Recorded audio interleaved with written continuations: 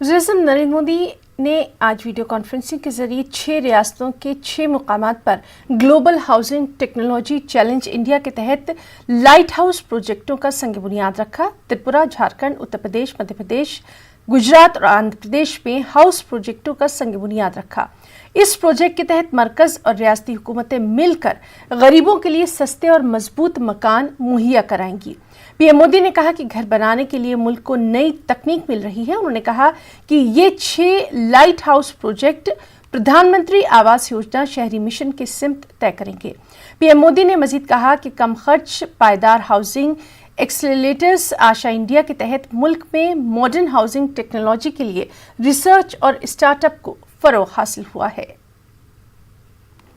भाइयों और बहनों, आप सभी को, सभी देशवासियों को 2021 की बहुत बहुत शुभकामनाएं, अनेक अनेक मंगल कामनाएं।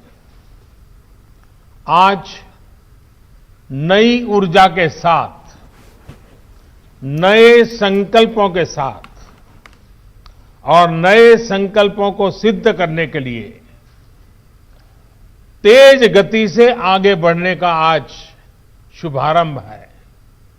आज गरीबों के लिए, मध्यम वर्ग के लिए, घर बनाने के लिए नई टेक्नोलॉजी देश को मिल रही है। तकनीकी भाषा में आप इसे लाइट हाउस प्रोजेक्ट कहते हैं। मैं मानता हूं ये 6 प्रोजेक्ट वाकई लाइट हाउस, प्रकाश स्तंभ की तरह है। ये 6 लाइट हाउस प्रोजेक्ट देश में हाउसिंग कंस्ट्रक्शन को नई दिशा दिखाएंगे।